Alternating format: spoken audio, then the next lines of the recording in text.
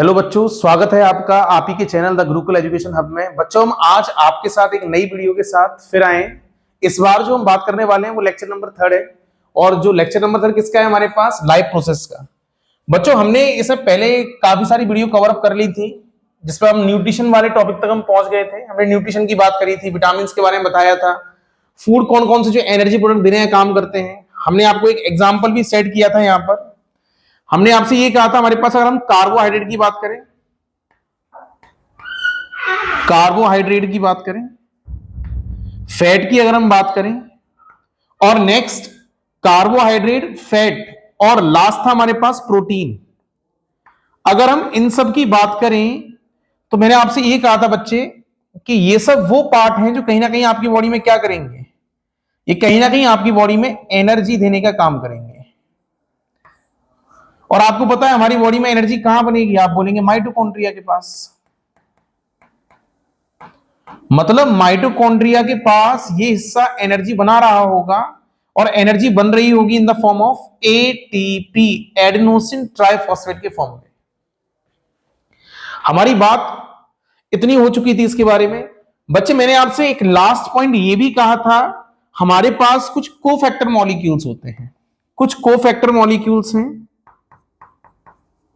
और याद करिए उन कोफैक्टर एनर्जी मॉलिक्यूल्स को, उन कोफैक्टर एनर्जी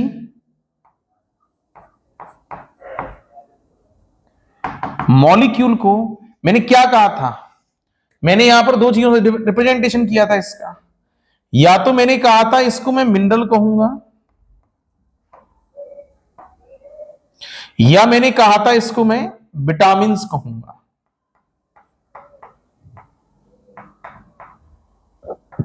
या तो मैं उसको मिनरल कहूंगा या उसको विटामिन कहूंगा। ये दो चीजों को मैंने यहां पर आपको वर्ड पहले बता चुका है। लास्ट क्लास बच्चों हमारी यहां तक हमने पूरी रिकॉर्ड कर ली थी। उसके बाद मैंने आपके लिए एक नेक्स्ट पॉइंट कहा था, बेटा मोड ऑफ, अगर मैं न्यूट्रिशन की बात करूं तो दो प्रकार के मोड हैं। एक होता है ऑटोट्रॉफिक और एक होता है हेट्रोट्रॉफिक। ऑटोट्रॉफिक मतलब ये है कि अपना खाना खुद बना सकते हैं, they prepare their own food, दे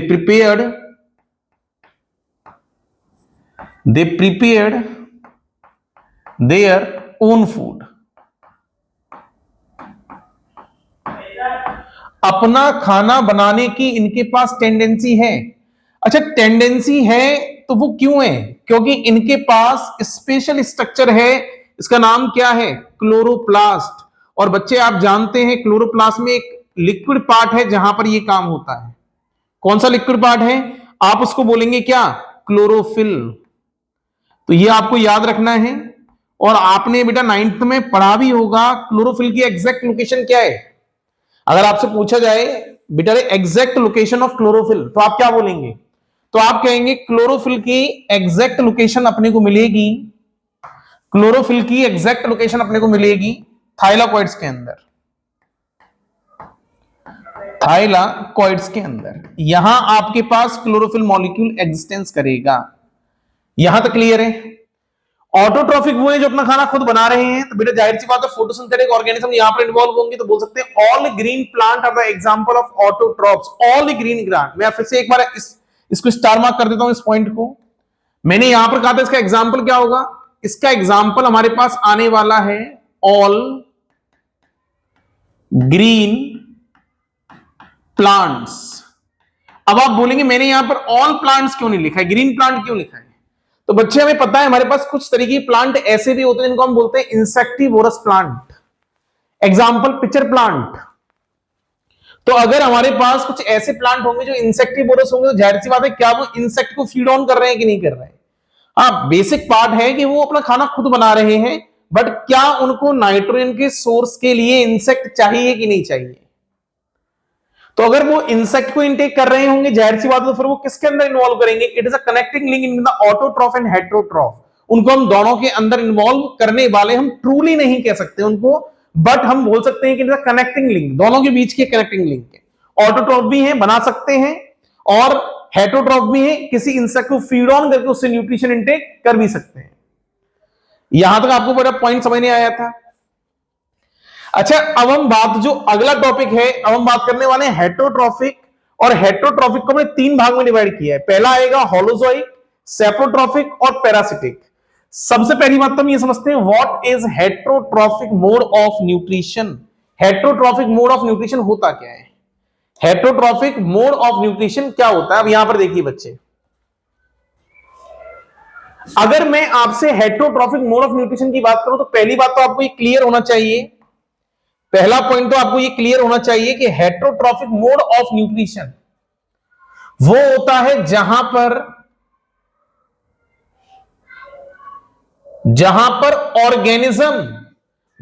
पर ऑर्गेनिज्म अपना खाना सेल्फ नहीं बना सकता। जहां पर ऑर्गेनिज्म अपना खाना सेल्फ नहीं बनाएगा, मतलब they are dependent on the other organism for their food. अपने फूड के लिए किसी अदर ऑर्गेनिज्म पर डिपेंड करेगा ही करेगा, मतलब इसके पास एबिलिटी नहीं है खाना बनाने की। तो जाहिर सी बात है, क्या मैं ये बोल सकता हूं इस ऑर्गेनिज्म के पास अगर एबिलिटी नहीं है तो क्या मैं ये बोल सकता हूं इस ऑर्गेनिज्म के पास क्लोरोप्लास्ट होगा? क्या इसके पास आपको क्लोरोप्लास्ट मिलेगा? आप बोलेंगे यहां पर क्लोरोप्लास्ट क्या होने वाला है? आप बोलेंगे यहां पर क्लोरोप्लास्ट कैसा होगा? एब्सेंट होगा। मतलब ऐसे ऑर्गेनिज्म में आपको क्लोरोप्लास्ट नहीं मिलेगा। अच्छा, ऐसे ऑर्गेनिज्म में अगर क्लोरोप्लास्ट नहीं होगा तो जाहिर सी बात है फोटोसिंथेसिस नहीं होगी, और फोटो अगर सिंथेसिस नहीं होगी तो ये अपना खाना खुद नहीं बना पाएगा, इसको इस बार खाने के लिए डिपेंड होना पड़ेगा किसी और ऑर्गेनिज्म पर। अच्छा, अब मैं इसके एग्जांपल्स की बात कर लेते हैं। इसका एग्जांपल क्या है? यहां पर देखिए बच्चे, अगर मैं जितने भी एनिमल्स की बात कर रहा हूं, मोस्ट ऑफ द एनिमल्स, क्या ज्यादातर एनिमल्स इसी कैटेगरी के अंदर इन्वॉल्व है? बच्चे हम जानते हैं बैक्टीरियाज भी इसी कैटेगरी के अंदर इन्वॉल्व होता है, फंजाई इसी कैटेगरी के अंदर इन्वॉल्व होती है, non green plant it means pitcher plant, insectivorous plant, ये भी तो इसी कैटेगरी में इन्वॉल्व होगा। तो अगर आपसे बोला जाए हेट्रोट्रॉफिक मोड ऑफ न्यूट्रिशन, तो ये सब शो कर रहे हैं ना। हेट्रोट्रॉफिक मोड ऑफ न्यूट्रिशन ये सब ऑर्गेनिज्म शो कर रहे हैं। बच्चे अब नोट पॉइंट हमारे पास ये है, और सबसे अच्छा पॉइंट है ये आपको पॉइंट पता भी होना चाहिए। अगर मैं पिक्चर प्लांट्स की बात कर रहा हूं, पिक्चर प्लांट जिनको हम क्या बोलते हैं? जिनको हम कहते हैं इंसेक्टिवोरस प्लांट। क्या बोलते हैं?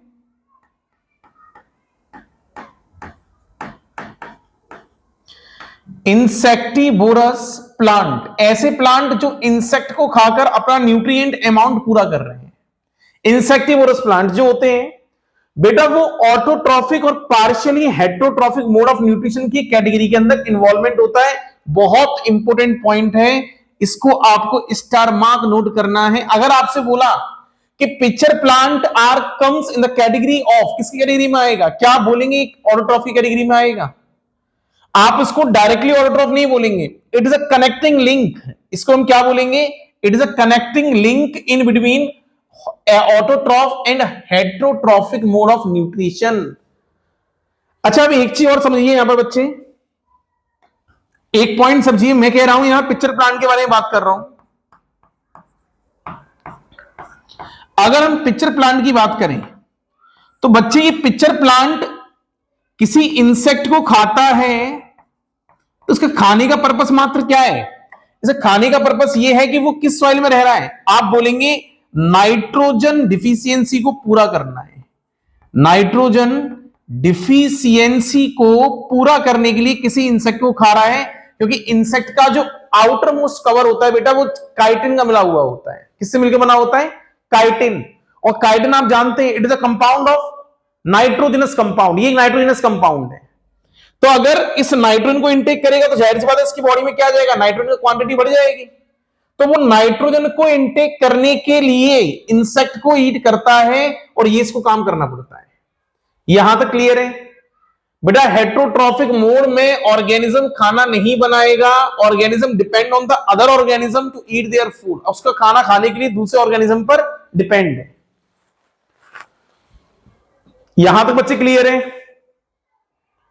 यहां तक बच्चे क्लियर है? अगर आपसे बोला जाए हेट्रोट्रॉफिक मोड ऑफ न्यूट्रिशन क्या है, यहां पर ऑर्गेनिज्म इस बार डिपेंड है किसी अदर ऑर्गेनिज्म पे उसके फूड के लिए, इसलिए मैंने इसको क्या बोला है, हेट्रोट्रॉफिक मोड ऑफ न्यूट्रिशन बोला है। क्लियर है? चलो बच्चे आगे बढ़ते हैं। अच्छा, इसके हम इस बार टाइप्स की बात करते हैं। अगर आपसे बोला जाए इसकी टाइप्स कितने हैं, बेसिकली हेट्रोट्रॉफिक को हमने 3 कैटेगरी में डाला हुआ है। पहला हम बात करने वाले हैं, फर्स्टली हम बात करेंगे सेप्रोट्रॉफिक मोड ऑफ न्यूट्रिशन की, नेक्स्ट है पैरासिटिक मोड ऑफ न्यूट्रिशन की, और हमारे पास लास्ट है बेटा होलोजोइक मोड ऑफ न्यूट्रिशन की। तो अगर आपसे बोला जाए हमारे पास 3 प्रकार के होते हैं, कौन कौन से, तो आप बोलेंगे पहला सेप्रोट्रॉफिक, पैरासिटिक एंड होलोजोइक। अब सबसे पहले यहां पर कंसेप्ट लेके आते हैं, what is saprotrophic mode of nutrition. Saprotrophic mode of nutrition क्या है? यहां तक बच्चे ओवरऑल क्लियर है? अगर आपको कोई डाउट आ रहा है तो आप कमेंट्स में रिप्लाई कर सकते हैं बेटा। यहां तक आपको कोई भी दिक्कत किसी पॉइंट के अंदर? अच्छा, एक बार बैक में करके देखते हैं इसको। जिन भी बच्चों ने नहीं लिखा है या वो साथ साथ अगर नोट्स बना रहे हैं, तो बच्चे इन टॉपिक्स के बीच में आप स्क्रीनशॉट लेते हुए चलिए, या आप मेरी वीडियो को पॉज कर दीजिए, जिससे आप इसको नोट्स को लगातार बना सकें। आपको पता होना चाहिए हेट्रोट्रॉफिक की बात अगर हमने कर दी है, ऑर्गेनिज्म खाना नहीं बना सकता, depend on the other plants, depend on the other organism to eat their food. इस तरीके से हमने हेट्रोट्रॉफ को कहा। हेट्रोट्रॉफ को हमने 3 कैटेगरी के अंदर डिवाइड किया बेटा। पहला था saprotrophic mode of nutrition, parasitic mode of nutrition, and last है होलोजोइक मोड ऑफ न्यूट्रिशन। बच्चों में पहले यहां पर एक क्वेश्चन डिस्कस कर लेते हैं, हालांकि अभी इसका आंसर नहीं देना, आंसर देंगे हम बाद में। बस अभी क्वेश्चन पता होना चाहिए, क्वेश्चन क्या है। हमारे पास जो क्वेश्चन है, हमारे पास जो क्वेश्चन है वो ये है, write down the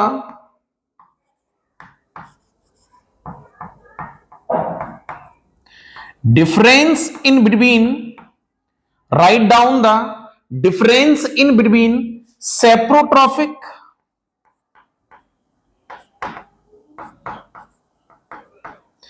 and parasitic mode of nutrition. अभी इस क्वेश्चन को सिर्फ हम यहां पर ही छोड़ेंगे, पर इस क्वेश्चन का बहुत जल्दी हम आंसर देने वाले हैं। आज के लेक्चर में इसका आंसर हम खुद देंगे। पहले क्वेश्चन आपको ये पता होना चाहिए, क्वेश्चन क्या है मेरे पास, write down the difference in between the saprotrophic and parasitic mode of nutrition. दोनों के बीच में डिफरेंस क्रिएट करना है, पता होना चाहिए दोनों के बीच में क्या हो रहा है। दोनों के बीच में डिफरेंस क्रिएट करना है, और दोनों के बीच में पता होना चाहिए बच्चे दोनों के बीच में डिफरेंस क्या है। तो सबसे पहला मेरे लिए पॉइंट ये है कि what is saprotrophic mode of nutrition. तो हम अपना पहला आज नया टॉपिक चालू करते हैं, वो है हमारे पास सेप्रोट्रॉफिक मोड ऑफ न्यूट्रिशन। तो बच्चे डायग्राम में आपको दिख भी रहा है, एक ब्रेड की स्लाइस है और वो पूरी तरीके से सड़ चुकी है, इसमें कोई ऑर्गेनिज्म ग्रो कर रहे हैं। ये भी ऑर्गेनिज्म क्या है बात करेंगे, और इसकी फेवरेबल कंडीशन क्या है ग्रो करने की, ये भी बात करेंगे। बच्चे यहां तक पॉइंट आपको क्लियर है? मैं नेक्स्ट टॉपिक की तरफ जा रहा हूं, which is a very important topic, saprotrophic mode of nutrition की हम बात कर रहे हैं। अगर जिसने भी हमें बीच में कनेक्ट हो रहा है हमसे, जो बच्चा बीच में जुड़ा हुआ है लेक्चर नंबर 3 से ही देख रहा है पहला, तो बच्चे वो पहला लेक्चर और दूसरे लेक्चर को स्किप ना करे, उसको भी जाके देखे, जिससे उसको आसानी से लेक्चर समझने आएंगे। चलिए बच्चे हम चालू करते हैं नेक्स्ट टॉपिक, जो है हमारे पास सेप्रोट्रॉफिक मोड ऑफ न्यूट्रिशन। अच्छा बच्चे, इसके अंदर सेप्रोट्रॉफिक मोड ऑफ न्यूट्रिशन के अंदर हम देखें तो ये पहली बात तो अपने दिमाग में एक चीज क्लियर होनी चाहिए कि कौन सा प्रकार है। आप बोलोगे it is a type of क्या है, it is a type of heterotrophic mode of nutrition. क्या बोलेंगे? It is a type of heterotrophic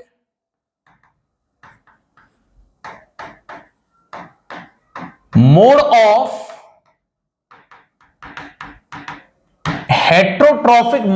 nutrition. Heterotrophic mode of nutrition का प्रकार है। बच्चे इसके अंदर हम क्या करने वाले हैं, इसमें मैं एक एग्जांपल सेट करूंगा पहले मैं आपके लिए, उसके बाद में इसको आगे कंटिन्यू करूंगा। पहले हम इसमें एक एग्जांपल सेट करेंगे। सपोज दैट किसी भी एक ऑर्गेनिज्म की, अच्छा ये पेन क्लियर नहीं हो रहा है,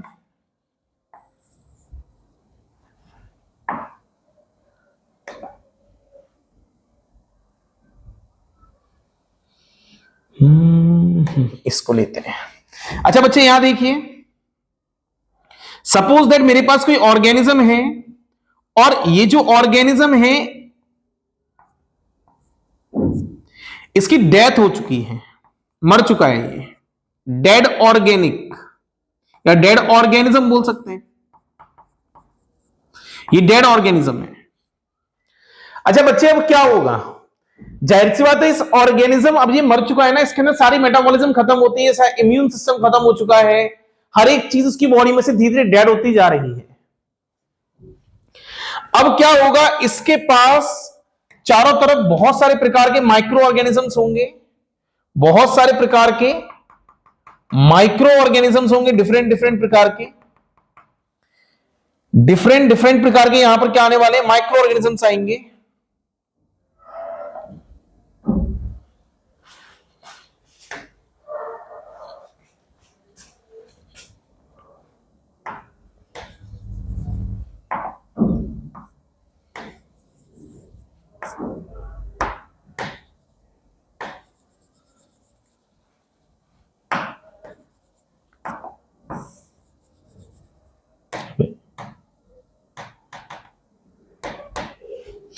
अच्छा बच्चे मैंने यहां पर आपसे क्या बोला, डिफरेंट डिफरेंट प्रकार के यहां पर क्या होंगे, माइक्रो ऑर्गेनिजम्स होंगे।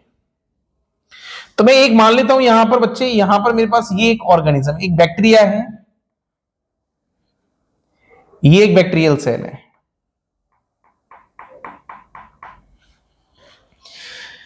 ये क्या करेगा बच्चे, इसके पास आएगा। अच्छा जाहिर सी बात है डेड ऑर्गेनिज्म है, क्या मैं बोल सकता हूं इसके पास कॉम्प्लेक्स,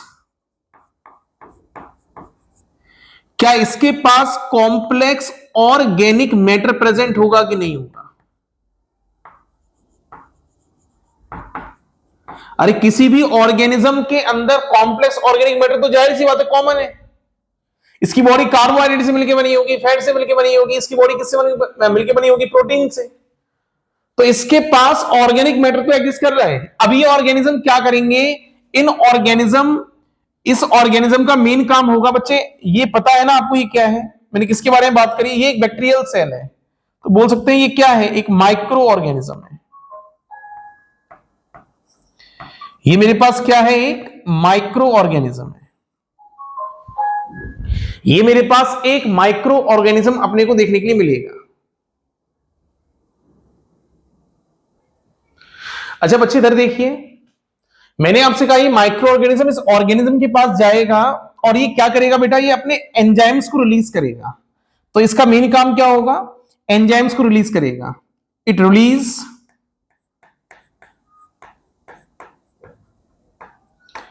एंजाइम्स। अच्छा बेटा जैसे ये एंजाइम्स को रिलीज करेगा ना, तो अब इसकी जो बॉडी है कॉम्प्लेक्स ऑर्गेनिक मैटर, बेटा ये टूटना चालू हो जाएगा, ब्रेक डाउन होना चालू हो जाएगा। और ब्रेक डाउन होके क्या बनाएगा, ये ब्रेक डाउन होके ये क्या बनाएगा, ये ब्रेक डाउन होके सिंपल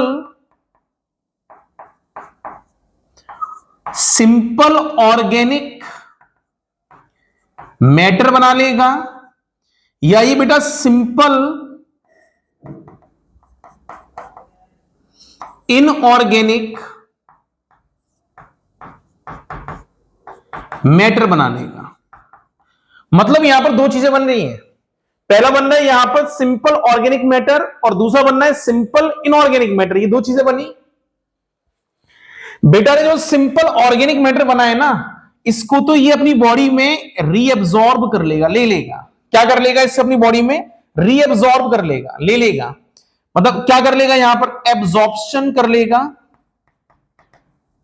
बट जो सिंपल इनऑर्गेनिक सब्सटेंस है बेटा, इसको फिर दोबारा से सॉइल के अंदर ऐड कर देगा, क्या करेगा, सॉइल के अंदर ऐड कर देगा। इसका मतलब क्या, सेप्रोट्रॉफिक मोड ऑफ न्यूट्रिशन, क्या इस बार जो ऑर्गेनिज्म फीड कर रहा है, इस बार जो ऑर्गेनिज्म फीड कर रहा है वो क्या डेड एंड डिकेइंग ऑर्गेनिज्म को फीड कर रहा है क्या? डेड एंड डिकेइंग ऑर्गेनिज्म को फीड कर रहा है। जाहिर सी बात है वो ऑर्गेनिज्म कोई प्लांट हो सकता है, कोई एनिमल हो सकता है, कोई पार्ट हो सकता है। क्लियर है? इसका मतलब ये ऑर्गेनिज्म किसी डेड वाली ऑर्गेनिक मैटर पे एक्ट करेगा और उसके सरफेस को तोड़ेगा, तोड़ने के बाद उसके एंजाइम्स डालेगा अपनी बॉडी के और उसको कॉम्प्लेक्स ऑर्गेनिक मैटर को सिंपल ऑर्गेनिक मैटर और सिंपल इनऑर्गेनिक मैटर के अंदर तोड़ देगा। ऑर्गेनिक होगा तो उसको बॉडी के अंदर ले लेगा और इनऑर्गेनिक होगा तो उसको बॉडी से बाहर सॉइल के अंदर मिश्रण मिला के रेडी कर देगा, मिक्स करके रेडी कर देगा और वापस से जो पार्टिकल्स थे बॉडी के बेसिक पार्टिकल फिर दोबारा से सॉइल के अंदर जाके मिक्सअप हो जाएगा। तो क्या बेटा मैं ये बोल सकता हूं, यहां पर एक पॉइंट मेरे दिमाग में एक और हो रहा है जो कंपटीशन पॉइंट है। मैं क्या यहां पर ये बोल सकता हूं जो माइक्रो ऑर्गेनिजम्स होते हैं, जो माइक्रो ऑर्गेनिज्म होते हैं just like bacteria, bacteria and fungi, bacteria and fungi, ये बेटा ये दोनों जो माइक्रो ऑर्गेनिजम्स हैं, बैक्टीरिया एंड फंजाई, ये दोनों जो माइक्रो ऑर्गेनिजम्स हैं, क्या बोल सकते हैं किसके तरह एक्ट होंगे? क्या मिनरल रिसाइकलिंग करने के लिए इंपोर्टेंट है? क्या इट हेल्प इन किसके लिए बेटा रे? आप बोलेंगे मिनरल, आप बोलेंगे बेटा रे यहां पर मिनरल रिसाइकलिंग। मिनरल अगर रिसाइकलिंग करवानी है नेचर के अंदर तो सेप्रोट्रॉफिक मोड ऑफ न्यूट्रिशन अपनाना पड़ेगा, क्योंकि इन्होंने इनऑर्गेनिक पार्टिकल्स को सॉइल के अंदर एड ऑन कर दिया जिससे उनकी न्यूट्रिएंट एबिलिटी कहीं हद तक बढ़ चुकी है। यहां तक क्लियर हुआ बेटा? अच्छा बेटा एक पॉइंट और याद रखना है आपको, इसी के रिगार्डिंग एक पॉइंट और है, ये पॉइंट आप याद रखेंगे। अगर मैं बैक्टीरिया और बच्चे अगर मैं फंजाई दोनों की बात करूं तो both are the member of decomposers. ये कैसे होते हैं? बेस्ट डीकंपोजर होते हैं, बेस्ट डीकंपोजर। बेटा क्लियर है यहां तक पॉइंट सारे? ये हमारे पास क्या हो गए? बेस्ट डीकंपोजर हो गए। इन्वायरमेंट के अंदर सबसे बेस्ट डीकंपोजर जो होते हैं ना, वो हमारे पास बैक्टीरिया होता है, फंजाई होता है। वायरस को इन्वॉल्वमेंट नहीं करना है। Virus is not help in the mineral recycling. Virus कभी मिनरल रिसाइकलिंग में काम करता ही नहीं है। यहां तक क्लियर है बच्चे? अच्छा बेटा हम इसके एग्जाम्पल देख लेते हैं एक बार। ये आपको पूरा पोज समझ नहीं आ रहा है? मतलब सेप्रोट्रॉफिक में इस बार ऑर्गेनिज्म कहीं ना कहीं किसको फीड ऑन कर रहा होगा? डेड ऑर्गेनिक मैटर को फीड ऑन कर रहा होगा। डेड ऑर्गेनिक मैटर को फीड ऑन करेगा, उसको ईट करेगा और उसको सिंपल ऑर्गेनिक मैटर में या सिंपल इनऑर्गेनिक मैटर में तब्दील कर देगा। बच्चे एक चीज और बताइए, यहां पर क्या इस बार जो माइक्रो ऑर्गेनिज्म इस ऑर्गेनिज्म को तोड़ रहा है, तो क्या ये डाइजेशन आउटसाइड द बॉडी कर रहा है या इनसाइड द बॉडी कर रहा है? ये काम हो रहा है ना, ये तो बच्चे आउटसाइड द बॉडी हो रहा है। तो क्या बोल सकते हैं इसके केस में डाइजेशन कैसा होता है? इसके केस में डाइजेशन कैसा होता है? तो आप बोलेंगे एक्स्ट्रा सेलुलर या इंट्रा सेलुलर। तो इसका आंसर होगा बेटा extra cellular, extra cellular digestion. यहां तक क्लियर है बेटा? ओवरऑल मैंने पॉइंट हेटेरोट्रॉप्स के और सेप्रोट्रॉप्स के मोड ऑफ न्यूट्रिशन के बारे में बता दिया है। इसके एग्जांपल की बात कर लेते हैं। लास्ट हमारे पास यही पॉइंट है और ये बेटा नोट पॉइंट आपको बिल्कुल ध्यान रखना है, बहुत इंपॉर्टेंट नोट पॉइंट है। आप इस पूरे नोट पॉइंट को याद रखेंगे, बहुत इंपॉर्टेंट नोट पॉइंट है। समझ नहीं आ गया? अच्छा बेटा हम यहां पर एक स्टिकी नोट की बात कर लेते हैं। हमारे पास यहां पर जो नोट पॉइंट है ना बेटे, नोट पॉइंट ये है कि जो सेप्रोट्रॉफिक ऑर्गेनिजम्स होंगे, जो saprotrophic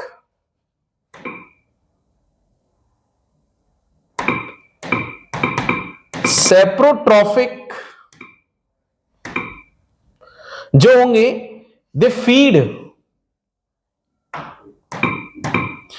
feed on dead organic matter, dead they feed on only dead organic matter. क्या बोलेंगे आप? Only dead organic matter, only dead organic matter, dead organic matter. ये आप याद रखेंगे और इस पॉइंट को कहीं ना कहीं आप हाईलाइट कर देंगे, ये आपको याद रखना है। बेटा मैंने ओनली शब्द लगा दिया, ओनली मतलब मात्र ही ऑर्गेनिक मैटर पर ही एक्ट होगा, क्योंकि अब मैं एक पॉइंट यहां पर डिस्कस करने वाला हूं जो होगा पैरासिटिक मोड ऑफ न्यूट्रिशन। कहीं ना कहीं वो आपको थोड़ा सा कंफ्यूज करेगा, इसलिए मैंने पहले वहां पर एक स्टिकी नोट लगा दिया है। तो आपको ये क्लियर होना चाहिए कि हमने सेप्रोट्रॉफिक मोड ऑफ न्यूट्रिशन को, सेप्रोट्रॉफिक मोड ऑफ न्यूट्रिशन को क्या बोला? Only feed on dead organic matter, only feed on dead organic matter. बच्चे यहां तक क्लियर है? अच्छा बेटा रे, अब हम इसके एग्जाम्पल की बात कर लेते हैं। एग्जाम्पल क्या है इसका? तो अगर हम एग्जाम्पल की बात करें यहां पर, सबसे पहले मैं एग्जाम्पल लेने वाला हूं, सबसे पहले मैं एग्जाम्पल लेने वाला हूं यहां पर रॉटन ब्रेड मोल्ड। रॉटन ब्रेड मोल्ड में दो मेंबर आते हैं फंजाई के। जब भी हम किसी मोल्ड ग्रुप की बात करेंगे, जब भी हम किसी भी मोल्ड ग्रुप के बारे में बात करेंगे, जब भी हम किसी की मोल्ड ग्रुप के बारे में बात करेंगे, मोल्ड ग्रुप के बारे में बात करेंगे, ये दर्शाता है बेटा फंजाई की ग्रोथ के बारे में, फंजाई ग्रोथ के बारे में बताएगा। या कहीं कहीं दे रखा है फंजाई स्ट्रेन के बारे में बताएगा, फंजाई स्ट्रेन के बारे में बताएगा। तो मैंने आपसे कहा सेप्रोट्रॉफिक का मेन काम रॉटन ब्रेड मोल्ड है, और इसके एग्जांपल्स, इसके हमारे पास दो एग्जांपल आने वाले हैं। सबसे पहला एग्जांपल होगा राइजोपस, और बेटा यहां पर दूसरा एग्जांपल आने वाला है, वो है मेरे पास म्यूकोर। दोनों मेंबर याद रखनी है। पहला एग्जांपल मेरे पास यहां पर जो इन्वॉल्व होगा बच्चे, वो है मेरे पास राइजोपस, और दूसरा एग्जांपल यहां पर जो इन्वॉल्व होगा वो मेरे पास क्या है? म्यूकोर। बेटा ये दोनों एक ऐसे मेंबर हैं, ये दोनों एक ऐसे मेंबर हैं जो किसी भी ब्रेड पे ग्रो करते हैं। और आपको ये अपीयरेंस दिखाई दे रहा है बेटा, जो आपको ये अपीयरेंस दिखाई दे रहा है, ये कैसा दिखाई दे रहा है? ब्लैक कलर का दिखाई दे रहा है। मतलब इसको हम एक नाम से और बोलते हैं, इसको हम एक नाम से और बोलते हैं, this bird is known as a black mould. क्या बोलेंगे बेटा? इसको हम क्या बोलेंगे? या बोलेंगे इसको ब्लैक मोल्ड के नाम से, ब्लैक मोल्ड के नाम से, ब्लैक मोल्ड के नाम से। यहां तक क्लियर है? तो एग्जांपल्स याद रखने बेटा आपको। दूसरा इसके अंदर एग्जांपल आप जानते हैं मशरूम है, और तीसरा इसके अंदर एग्जांपल की अगर हम बात करें तो ईस्ट ही ऑल्सो भी इसका एग्जांपल है। बेटा ये मशरूम अलग मशरूम है जो फंजाई वाली कैटेगरी में आता है, एस्कोमाइसिटीज का मेंबर है। जो बच्चों ने थोड़ा बहुत कॉम्पिटिटिव पढ़ रहे हैं उसके लिहाज से बता देता हूं, ये एस्कोमाइसिटीज का मेंबर है, फंजाई कैटेगरी के अंदर इन्वॉल्व है। ईस्ट आप जानते हैं इसका हम यूज करते हैं। ईस्ट कौन है? East is a member of fungi. बेटा यहां पर हम एक स्टिकी नोट लिखते हैं फिर से। अगर आपसे बोला जाए ईस्ट क्या है? East is the member of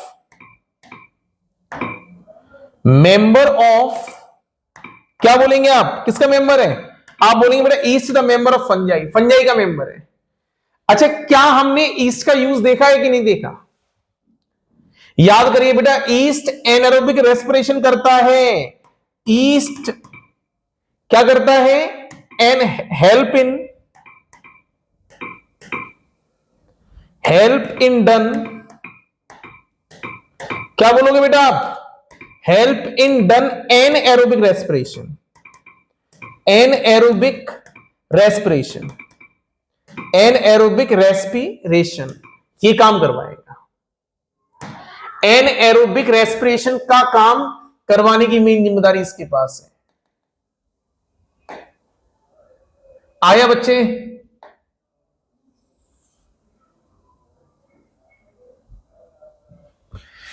यहां तक क्लियर है आपको पॉइंट? यहां तक पॉइंट क्लियर है अपने को? स्टिकी नोट के बारे में ध्यान देना है, 2 पॉइंट मैंने आपको लिखवा दिए स्टिकी नोट के। पहला ईस्ट के बारे में, और ईस्ट वाला पॉइंट बहुत इंपॉर्टेंट है बच्चे आपके लिए, काफी बार क्वेश्चन भी आए हैं। याद करिए, ईस्ट एल्कोहल फर्मेंटेशन में काम करता है, एल्कोहल के प्रोडक्ट को बनाने में काम करता है। तो बेटा रे ओवरऑल हमने इस सेप्रोट्रॉफिक मोड ऑफ न्यूट्रिशन की बात कर ली है। अब हम नेक्स्ट टॉपिक पे आने वाले हैं, जो है हमारे पास पैरासिटिक मोड ऑफ न्यूट्रिशन। अगर किसी बच्चे को अब भी कोई डाउट है, कुछ पॉइंट लिखना है, तो बेटा आप इस पेज का जल्दी से स्क्रीनशॉट ले सकते हैं, या मेरी वीडियो को पॉज करके इस कंटेंट के बारे में आप लिख सकते हैं। बच्चे आगे बढ़ते हैं हम नेक्स्ट टॉपिक्स की तरफ। इस बार हम आगे बढ़ते हैं नेक्स्ट टॉपिक की तरफ। जो नेक्स्ट टॉपिक है अपना, नेक्स्ट टॉपिक है अपने पास पैरासिटिक मोड ऑफ न्यूट्रिशन। अगला जो नेक्स्ट टॉपिक है पैरासिटिक मोड ऑफ न्यूट्रिशन।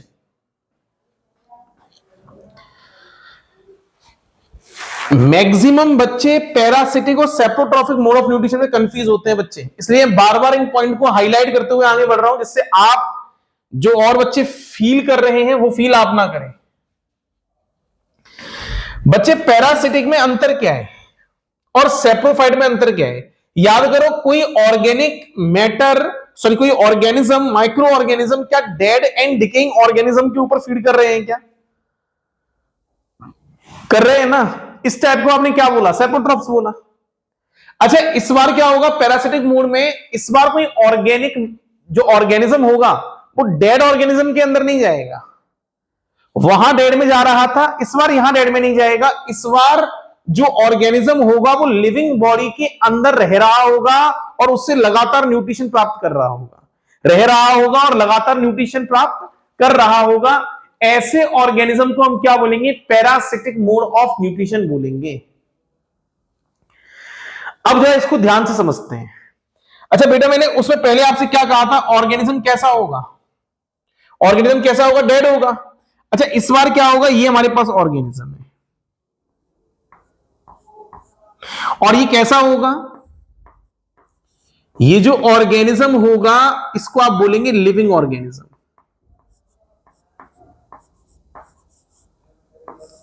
ये हमारे पास एक लिविंग ऑर्गेनिज्म होगा। अच्छा बच्चे, अब जाहिर सी बात है, इस लिविंग ऑर्गेनिज्म पे बाहर से कौन अटैक करने वाला है? यहां पर कोई माइक्रोब आया और ये माइक्रोब इसकी बॉडी के अंदर चला गया, इसकी बॉडी के अंदर चला गया, इनसाइड द बॉडी, और रहना चालू कर दिया। अच्छा, अब ये माइक्रोब्स क्या करेगा इस बॉडी के अंदर जाकर? ये माइक्रोब जैसे इस बॉडी के अंदर जाएगा उससे लगातार न्यूट्रिशन लेता जाएगा, उससे लगातार क्या लेगा? न्यूट्रिशन लेगा, और इससे शेल्टर लेने का काम कर रहा होगा। मतलब मैं अगर यहां पर किसी भी एक एनिमल की बात करूं, एनिमल है और इसके ऊपर कौन एक कर रहा है? कोई माइक्रो ऑर्गेनिज्म आ रहा है, माइक्रो ऑर्गेनिज्म आ रहा है। तो बेटा रे ये क्या करना चाहेगा? इसके पास माइक्रो ऑर्गेनिज्म आ रहा है, तो ये माइक्रो ऑर्गेनिज्म इसके पास आएगा और इसकी बॉडी के इनसाइड रहेगा। क्या रहेगा? Live inside the body, live या लिविंग इनसाइड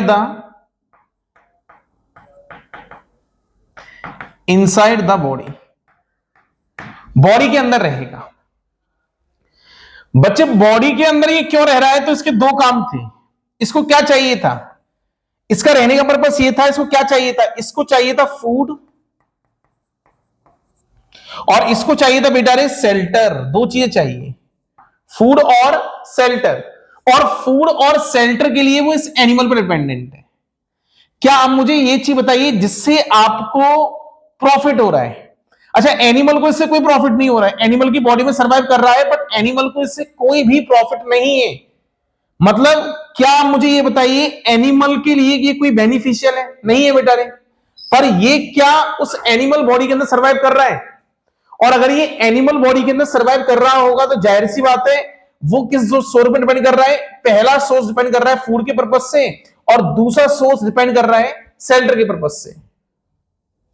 पहला सोर्स डिपेंड कर रहा है फूड के पर्पज से और दूसरा सोर्स डिपेंड कर रहा है शेल्टर के पर्पज से। आने वाले कुछ समय के अंदर ये कभी ये चाहेगा ही नहीं कि हम उस ऑर्गेनिज्म को यहां पर मार दें।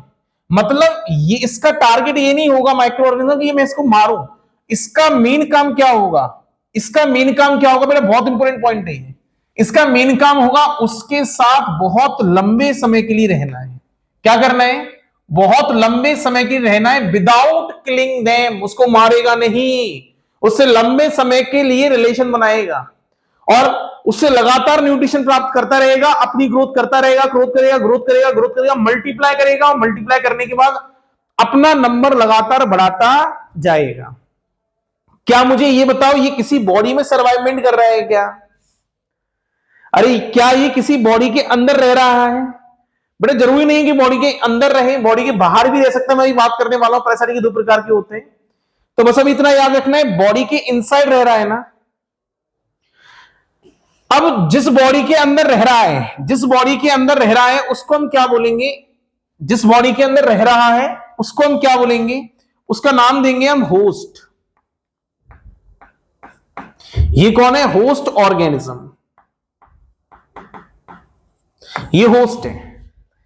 और बेटा रे जो इसके अंदर रह रहा है, जो रह रहा है इसके अंदर आकर, इसको हम नाम देंगे पैरासाइट। तो ये इसका मतलब ये कौन हो गया? पैरासाइट हो गया। क्लियर है बेटा? मतलब पैरासाइट उस होस्ट के ऊपर डिपेंड कर रहे हैं फूड के लिए, शेल्टर के लिए और अल्टीमेटली रिप्रोडक्शन ग्रोथ करने के लिए, जिससे उनकी बॉडी के अंदर मल्टीप्लीकेशन डिवीजन चलते रहे और लगातार अपना अमाउंट को इंक्रीमेंट करते रहे। यह आया आपको पैरासाइट के बारे में। तो पैरासाइट के बारे में पहला पॉइंट आपके लिए इंपोर्टेंट ये है, मैंने आपसे कहा था विदाउट किलिंग देम ये काम कर रहे हैं। जो ऑर्गेनिज्म आ रहा है जिस होस्ट की बॉडी में, उसको मैंने कहा है पैरासाइट। और जिस ऑर्गेनिज्म की बॉडी में आ रहा है उसको बेटा मैंने क्या कहा है? होस्ट कहा है। और जरूरी नहीं है बेटा वो होस्ट के अंदर प्लांट हो सकता है, एनिमल भी इन्वॉल्व कर सकता है।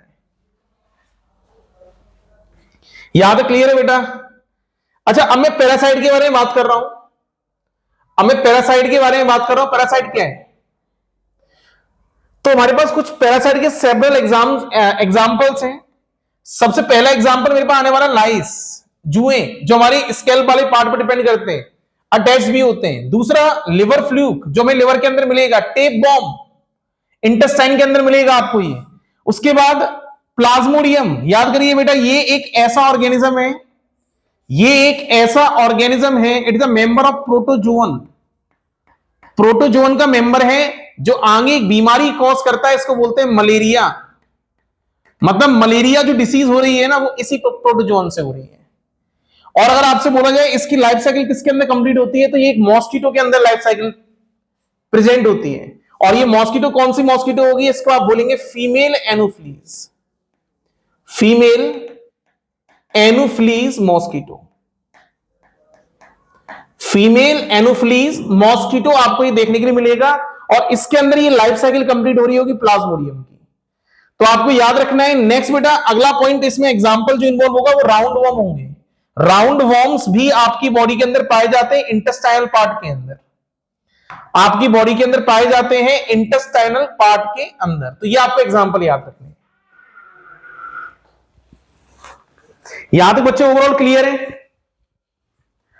आपको पॉइंट बता दिया है। पैरासाइट और सेप्रोट्रॉफ में पहला अंतर तो यह है कि सेप्रोट्रॉफ डेड ऑर्गेनिक मैटर पर फीड कर रहा है और पैरासाइट लिविंग ऑर्गेनिक मैटर के अंदर फीड कर रहा है। सेप्रोट्रॉफ बाहर डाइजेशन हो रहा है, ये बॉडी के अंदर जाके रह रहा है। डिपेंडेंसी ये है कि भाई मुझे फूड मिल जाए, शेल्टर मिल जाए, और जाहिर सी बात है उसके अंदर लगातार मैं क्या कर पाऊं?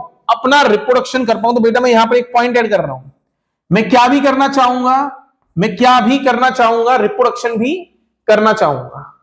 तो ये तीन डिपेंडेंसी के अंदर वो इस ऑर्गेनिज्म के पास रह रहा है। यहां तक क्लियर है? अच्छा बेटा रे हम एक काम करते हैं, एक पॉइंट यहां पर ऐड करते हैं। मैंने आपसे कहा पैरासाइट की हम बात कर रहे हैं, तो पैरासाइट के ऊपर एक पॉइंट ऐड करते हैं।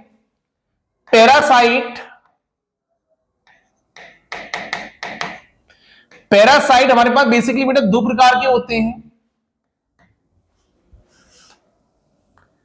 पैरासाइट बेसिकली मेरे पास बेटा दो प्रकार के होते हैं।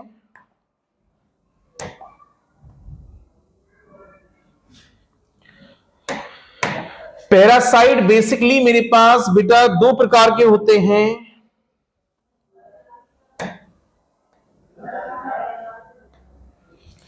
अच्छा, आपसे बोला जाए पैरासाइट बेसिकली आपका दो प्रकार के कौन से होंगे? पहला अपने को मिलेगा एक्टोपैरासाइट। पहला अपने को क्या मिलेगा?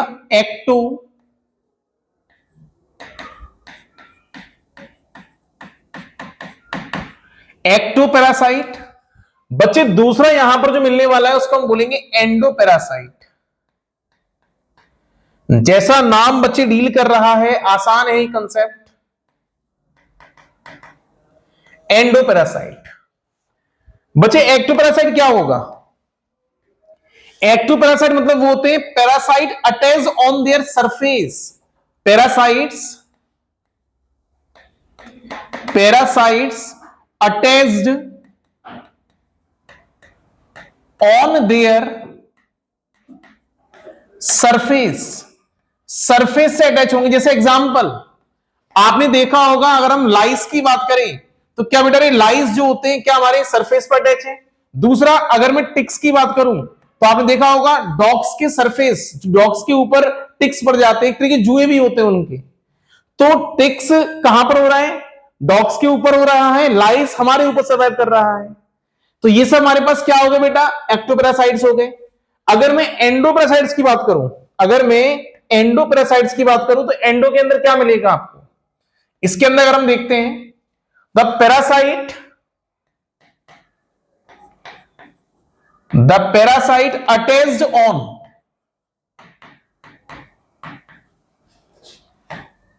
inside the body, attached on inside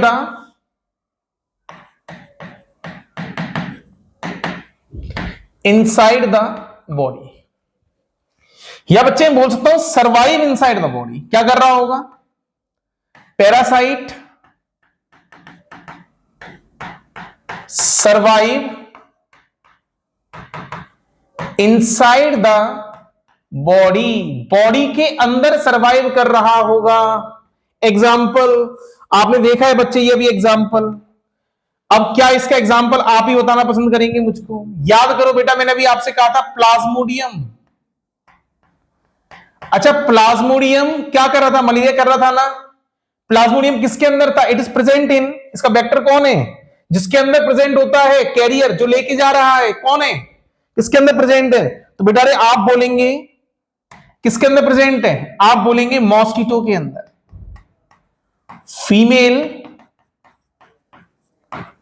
female mosquito. Clear है? फीमेल मॉस्किटो के अंदर प्लाज्मोडियम आपको देखने को मिलेगा। अच्छा नेक्स्ट, क्या बेटा मैं लिवर फ्लूक के बारे में ही बात करी थी? लिवर फ्लूक के बारे में ही बात करी थी। लिवर फ्लूक के बारे में भी हमने बात करी थी। कहां मिलेगा बेटा रे? आप बोलेंगे इसकी लोकेशन आपको मिलने वाली है कहां पर? लिवर के अंदर। बेटा क्या टेप बॉम्ब के बारे में भी बात करी थी क्या? तो बच्चे हम क्या बोल सकते हैं? टेप बॉम्ब की लोकेशन कहां मिलेगी आपको? टेप बॉम्ब की लोकेशन आपको कहां मिलेगी? टेप बॉम्ब की लोकेशन आपको कहां मिलने वाली है? टेप बॉम्ब की लोकेशन आपको कहां मिलने वाली है? आप बोलेंगे इस बार ये मिलेगा स्मॉल इंटेस्टाइन में। कहां मिलेगा बेटा? स्मॉल इंटेस्टाइन में।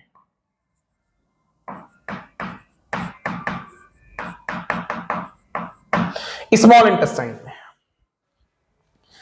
मतलब मेरे पास जो पैरासाइट्स आने वाले हैं वो दो प्रकार के हैं, ecto and endo. Ecto on the surface, endo inside the surface. Body के अंदर जो सरफेस पर है एक्टो है और जो सरफेस से अंदर की तरफ है वो एंडो है।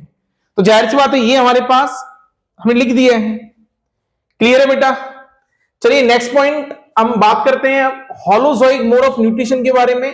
होलोजोइक मोड ऑफ न्यूट्रिशन होता क्या है?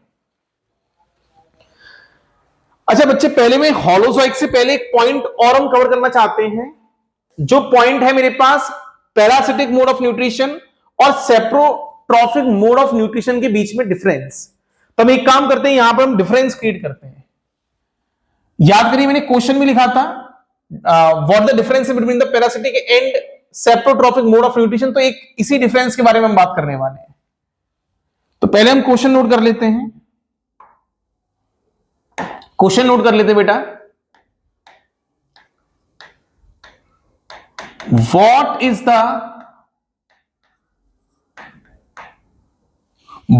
is the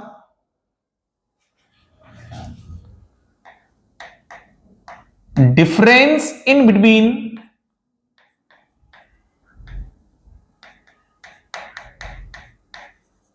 parasitic mode of nutrition, parasitic mode of nutrition and saprotrophic mode of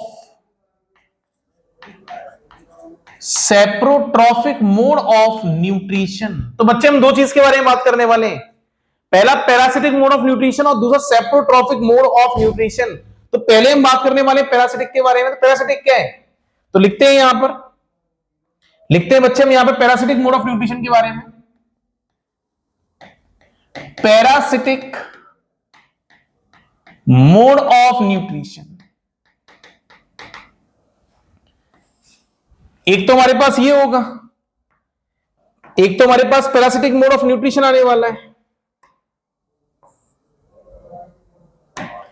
हम एक लाइन ड्रॉ कर लेते हैं, डिफरेंस यहां पर हम क्रिएट कर रहे हैं, और दूसरा हम बात करेंगे saprotrophic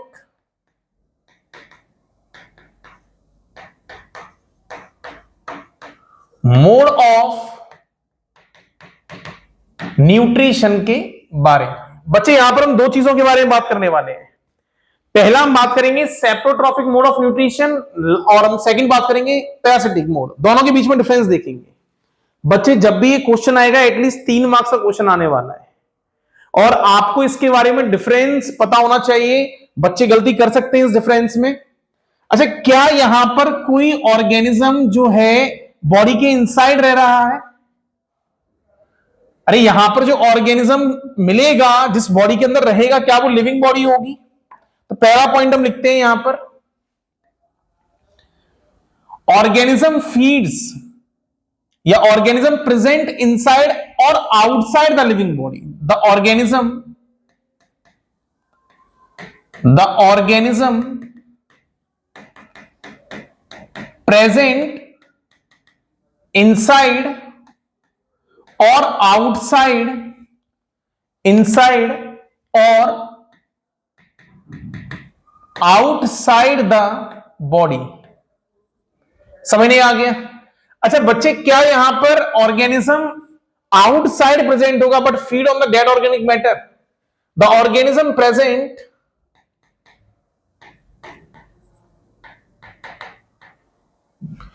organism feed on dead organic matter। अच्छा, क्या ये ऑर्गेनिज्म फीड कर रहा होगा लिविंग ऑर्गेनिक मैटर पर? यहां पर जो ऑर्गेनिज्म फीड कर रहा होगा, क्या वो लिविंग ऑर्गेनिक मैटर पे करने वाला है? लिविंग ऑर्गेनिक मैटर पर किसी ऑर्गेनिज्म को फीड करेगा? तो बच्चे मैं इसमें एक पॉइंट ऐड कर रहा हूं, इस पॉइंट को उठाते हैं, एक नेक्स्ट पॉइंट लिखते हैं। द ऑर्गेनिज्म फीड ऑन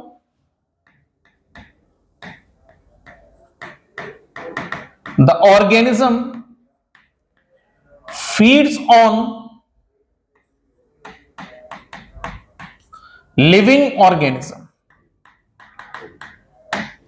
बेटा ने सेकंड पॉइंट यहां पर, अच्छा क्या यहां पर ये जो स्टेप होता है जहां पर वो एंजाइम्स आउटसाइड रिलीज करता है, अच्छा ये पैरासाइट मोड ऑफ न्यूट्रिशन क्यों कर रहा है? इसका मेन क्राइटेरिया क्या करने का, जो पैरासाइट है, जो बॉडी होगी, इसको हम क्या बोलेंगे? It is become a host. और यहां पर जो ऑर्गेनिज्म आने वाला है, यहां पर जो ऑर्गेनिज्म आने वाला है उसको हम क्या बोलेंगे बेटा रे? इसका नाम होगा पैरासाइट, इसको हम बोलेंगे पैरासाइट। पर यहां पर अगर हम देखें ऐसा कुछ भी नहीं है, यहां पर कोई इंडिकेशन नहीं है। यहां पर बेसिकली ऑर्गेनिज्म आउटसाइड रिलीज करेगा क्या करने के लिए? यहां पर ऑर्गेनिज्म आउटसाइड रिलीज करेगा एंजाइम्स फॉर डाइजेशन के लिए. The organism release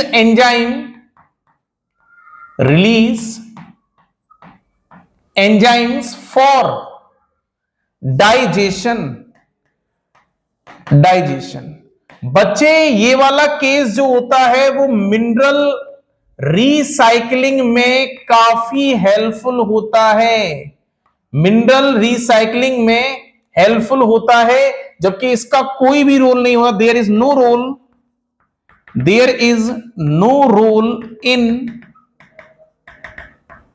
mineral recycling.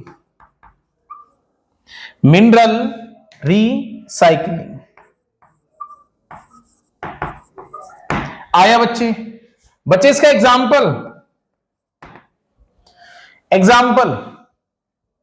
आप बोल सकते हैं. इसका एग्जाम्पल क्या है? राइजोपस. बेटा म्यूकोर भी हो सकता है. अच्छा बेटा रे यहां पर एक एग्जाम्पल और भी हम सेट करना चाहें तो याद करिए, मैंने आपसे ये भी कहा था यहां पर एग्जाम्पल क्या आएगा? ईस्ट इन्वॉल्व था कि नहीं था? तो यहां पर हम बोल सकते हैं ईस्ट सेल भी इन्वॉल्व होगा. बट इसका अगर मैं एग्जाम्पल की बात करूं तो बेटा रे यहां पर एग्जाम्पल क्या आने वाला है? यहां पर एग्जाम्पल आएगा अपने पास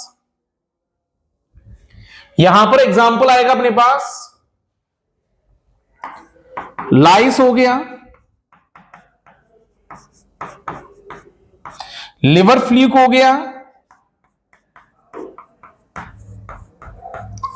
टेप बॉम्ब हो गया. बेटा रे प्लाज्मोडियम भी मैंने कहा था यहां पर.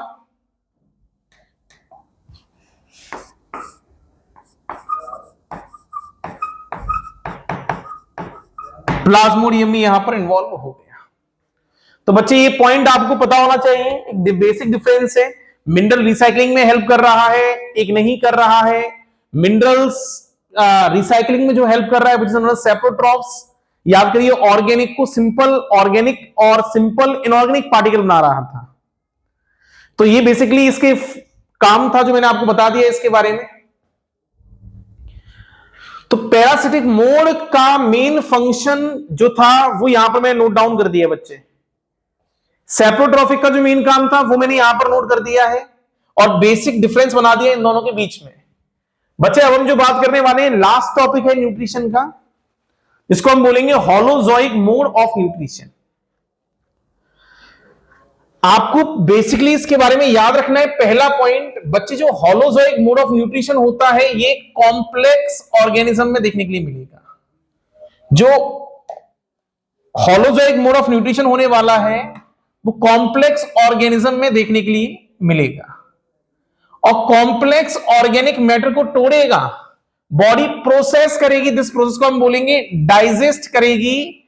डाइजेस्ट करने के बाद उसको बॉडी तोड़ेगी और तोड़ने के बाद क्या बना लेगी? सिंपल ऑर्गेनिक मैटर में तब्दील कर देगी. देन हम इसको एब्सॉर्ब कर लेंगे. अच्छा याद करिए हमने आपसे ये कहा था आपने कोई फूड पार्टिकल खाया. चलो हम यहां पर एग्जांपल ले लेते हैं उस फूड पार्टिकल का. मैंने आपसे बोला आपने डोसा खाया. यहां पर दो चीज है, राइस होगा और दाल होगी. क्या बच्चे जो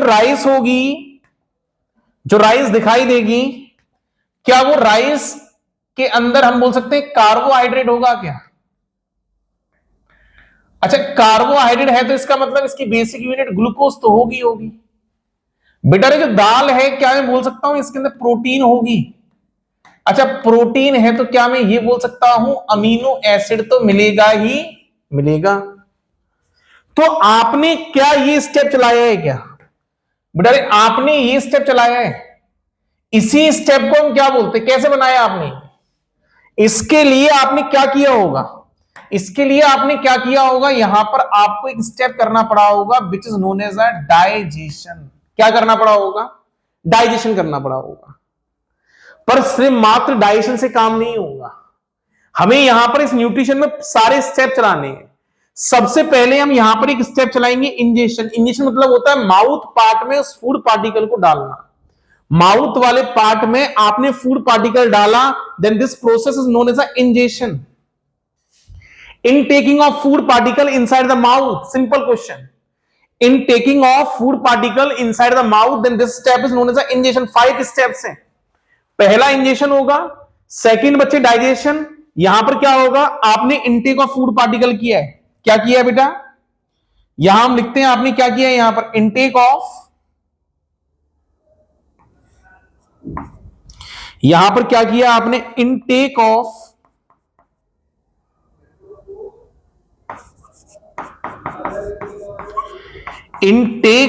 फूड पार्टिकल. आपने यहां पर फूड पार्टिकल को इनटेक किया है. बच्चे डाइजेशन में क्या होगा, आप इस बार कॉम्प्लेक्स फूड पार्टिकल को, कॉम्प्लेक्स को आप तोड़ देंगे किसके अंदर, सिंपलर वंस के अंदर. क्या कर देंगे, कॉम्प्लेक्स को तोड़ देंगे सिंपलर पार्टिकल में. अच्छा आप बोलेंगे जैसे, जैसे मैंने बच्चे आपसे कहा था कार्बोहाइड्रेट, मेरी बॉडी में कार्बोहाइड्रेट को मुझे तोड़ना पड़ेगा किसके अंदर, आप इसको तोड़ेंगे ग्लूकोज के अंदर.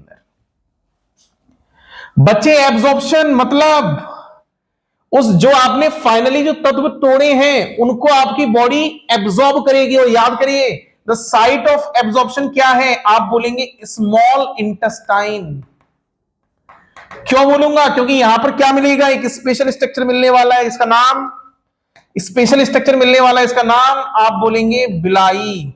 तो यहां पर एब्जॉर्प्शन होगा, बॉडी में एब्जॉर्ब होगा, ब्लड स्ट्रीम में डाल दिया जाएगा. अच्छा बच्चे एक और पॉइंट आ रहा है, व्हाट इज एसिमिलेशन. एसिमिलेशन के दो काम होते हैं. अच्छा क्या आपने खाना खाया, क्या आपने खाने को डाइजेस्ट किया, क्या आपने खाने को एब्जॉर्प्शन किया. एब्जॉर्प्शन करने के बाद अब आपको जो काम करना है ना, वो आपको करना है एसिमिलेशन. एसिमिलेशन में आप क्या करेंगे, फॉर्मेशन ऑफ एनर्जी, एनर्जी बना ली. अच्छा यूटिलाइजेशन ऑफ एनर्जी बना ली. अब मैं क्या करने वाला हूं, यहां पर नेक्स्ट स्टेप है utilisation of energy in their metabolic pathway. अपने मेटाबॉलिक पाथवे में इस एनर्जी का प्रयोग करना, मतलब एनर्जी बनाना और एनर्जी का प्रयोग करना, ये दोनों स्टेप कंबाइंड स्टेप्स हैं. और ये कंबाइंड स्टेप को ही मैंने क्या कहा है, एसिमिलेशन का है. अच्छा एक बार फिर सुनिए जरा, 5 स्टेप थे. खाने को माउथ पार्ट में रखना, डाइजेशन किया, कॉम्प्लेक्स सिंपल बनाया, बॉडी ने एब्जॉर्ब किया, और इसके बाद एसिमिलेशन मतलब एनर्जी बनाई और उसको यूटिलाइज किया. क्या स्टेप समाप्त हो गए क्या. अच्छा इस बीच में क्या कुछ वेस्ट पार्टिकल भी तो बना होगा जिसका हमने कोई यूज ही नहीं किया है. क्या करना है उसको, भाई बॉडी से बाहर निकालना है. मतलब यहां पर हम क्या करेंगे, रिमूवल ऑफ